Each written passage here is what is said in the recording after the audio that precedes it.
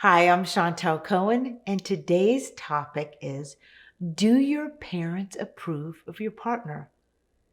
Now, if you answered yes, this video is still for you because you can use the tips that I'm going to give in order to improve on an already great relationship.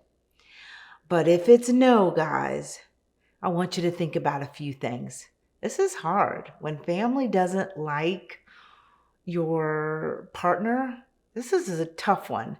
So I just want you to think about some little things that you can do to help grow the relationship.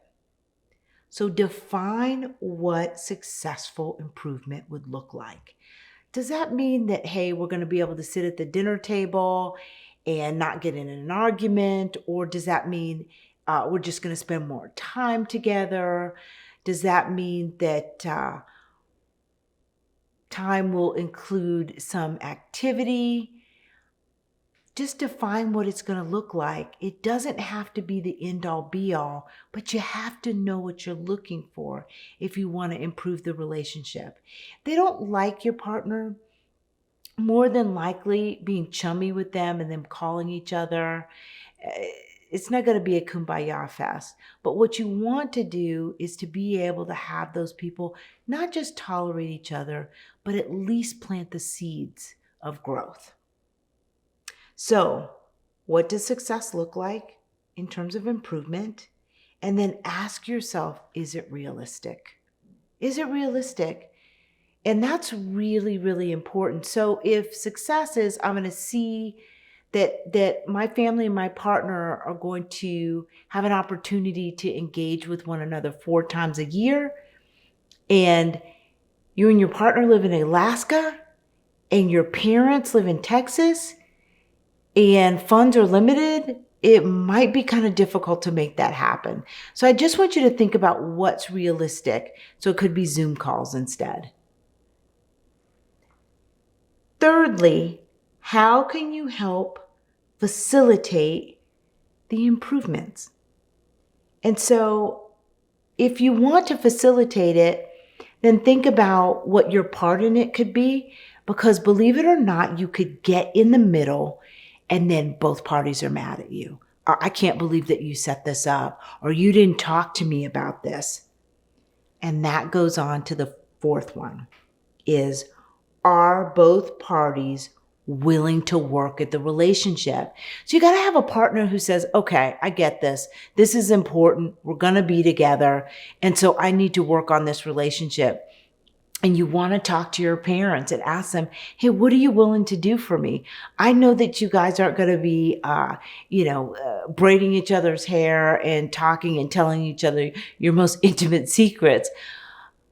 But gosh, is it okay to ask them to at least be willing to participate in the process so that you don't get in the middle and everybody starts turning against you. So number 5, coach each other, or each side, I should say. So if it's your partner, coach your partner about what your mom likes, what your dad likes, what their personalities gravitate towards, what things that the 2 of you might, or the 3 of you might enjoy doing together, or the 4 of you.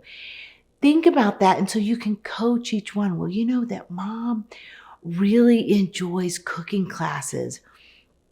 How about, I know you love cooking. How about we do something like that? I know you like barbecue. Wouldn't that be fun if we did that together? And then you could ask mom about her homemade barbecue sauce. Just coaching each of them on the sidelines is nice so that you can set them up for success. Number 6, what are some ways to help them bridge the gap? And what I mean by that is, this is kind of a 3-parter. Set up the venue. So what are the ways to bridge the gap? Make sure that the venue is something that they're going to enjoy, because like a vacation could be fun. That obviously if they don't like your partner, you're not going to be staying in the same room. But a beach vacation could be great, where you could gather at a fun spot on the beach, but not have to spend all day together. So set it up nicely. You want them to be successful. And then again, going back to those common interests, remember I talked about the barbecue and the cooking class, is make sure that you have something that they can bond over, some common interest. And lastly, if you know their values, which you obviously do, if it's your partner and your parents, you're going to have some idea of their values.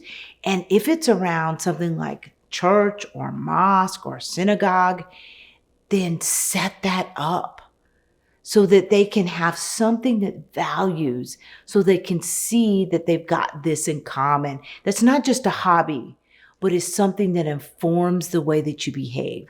That is really important. I hope these tips will help you, because I know you're in a tough spot when your parents don't like your partner.